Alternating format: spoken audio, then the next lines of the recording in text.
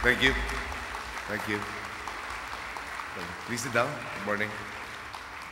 Secretary Greg Domingo, Excellencies and members of the Diplomatic Corps, Tony Mike Barrera, my uncle Tony Lopa, Mr. Alfredo Yao, Dr. Jose Titoy Pardo, Dr. Jaime Laya, Mr. George Barcelon, Dr. Francis Chua, Mayor Alfredo Lim, members of the Philippine Chamber of Commerce and Industry, awardees of the 38th Philippine Business Conference and Expo, local government officials present, fellow workers in government, honored guests, minamahal ko pong mga kababayan, magandang umaga po sa inyo lahat. Each time I've spoken in front of you, I have in one way or another talked about good governance. In 2010, as the method through which we would improve a long-eroded business climate. And in 2011, as the guiding principle for the prudent fiscal policies that allowed us to weather global economic uncertainty. Today, I tell you, we have a winning strategy on our hands. You are no doubt aware that the growth of our economy this year has been robust, in contrast to the slow growth we continue to see in other parts of the world. Average GDP growth for the first semester of 2012 has exceeded expectations at 6.1%. Which gives us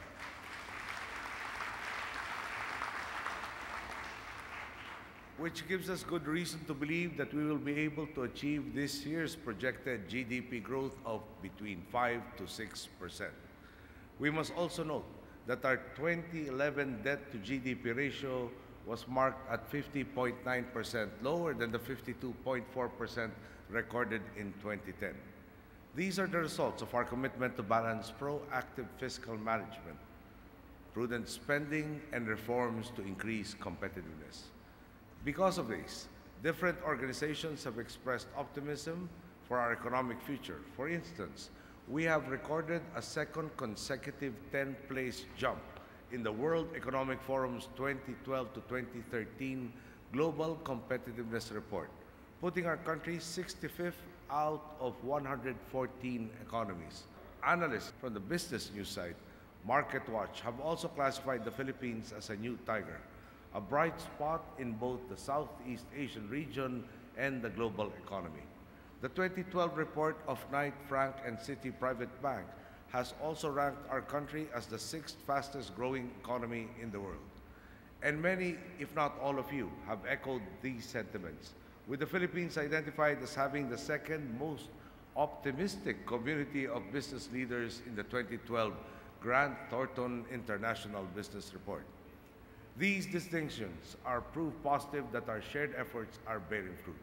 Let me emphasize, it has only been a little over 2 years and we are not yet satisfied because we know we can do even more. We are accelerating infrastructure development in order to fully realize the status of the Philippines as a viable investment destination. From staying on top of the quality of our roads and bridges to rehabilitating and building even more transportation hubs. Our efforts have become much more efficient because we are plugging the leaks in the system. Now the funds go where they should. All this will facilitate the flow of goods, services, and people, filling the needs of your businesses and of tourists. For that matter, tourism is also a sector in which we are making great strides. I am told that with 2.86 million international tourist arrivals as of August 2012, we are well on our way to achieving the 4.56 million arrivals we have targeted for this year, especially since we expect an influx of arrivals in the coming Christmas season. On top, thank you, Mr. Yao, for leading the applause. On top of accelerated infrastructure spending, we continue to invest in our greatest competitive advantage as a nation, our people. Ultimately, we want a capable and empowered citizenry who can fill job openings and contribute to our agenda of inclusive growth. We are doing this through the likes of our Pantawid Pamilyang Pilipino program and our expanded PhilHealth program. We are also counting on the solidarity of our legislators in the Sin Tax Bill, which can only improve our fiscal situation. With the bulk of tax revenues generated from this proposed measure going to universal health care, we will be able to widen access to and improve health services for all. I understand that improving education is one of the foremost concerns of your organization. In this light, I would like to assure you that we are matching substantial increases in funding for basic education and state universities and colleges under the proposed 2013 budget with increases in quality. While we are filling up classroom backlogs and ensuring a one-to-one textbook to pupil ratio, we are also strengthening basic education through our K-12 program. In this way, students can more fully reap the benefits of the improved quality of education from the SUCs under CHED's roadmap for higher education reform and TESDA's training and vocational programs. The foundation of all these reforms is our desire to empower Filipinos. This is the same desire that fueled the framework agreement with the Moro Islamic Liberation Front, which will seal a final and enduring peace in Mindanao. It is more than an achievement for the government or the MILF. This is also one through which the private sector will benefit, as we may soon be able to explore more areas for sustainable development in Mindanao. More than that, this will foster unity amongst us Filipinos, allowing us to take another great stride towards the realization of our dream of a peaceful, stable, and equitably progressive country. Let me emphasize that these are not successes that government can claim for its own. All of you in business have worked as hard to help us secure the achievements we are so proud of today. You have believed in the sincerity of our reforms, and you continue to believe in the skills and abilities of the Filipino people. And this has shown itself in the ways you have contributed to our economic resurgence.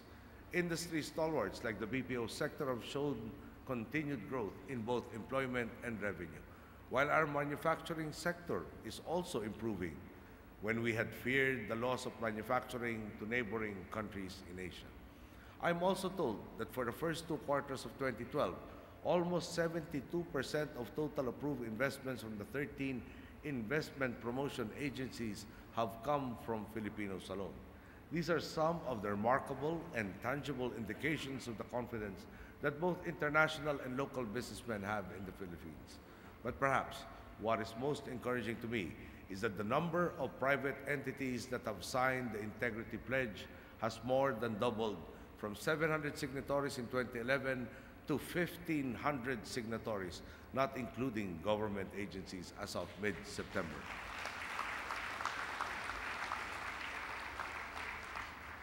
I expect that this number will only continue to grow as more corporations and businessmen feel the benefits of reform. A virtuous cycle has been ignited in the Philippines. Through reforms founded on good governance, integrity, and accountability, government has been able to level the playing field, giving rise to increased investor confidence. Your investments allow us more revenues to spend on projects that benefit all in infrastructure development, health, education, and social services, further enabling our people to become empowered consumers, skilled workers, and active participants in inclusive growth. Good governance has truly become the foundation upon which our administration and the business community have formed a stronger, more effective working relationship. As we continue to walk along the straight path to mutual progress and inclusive growth, let us not forget our 95 million partners in this endeavor.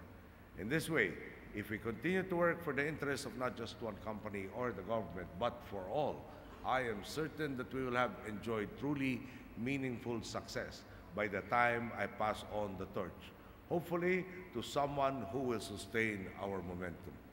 This, I believe,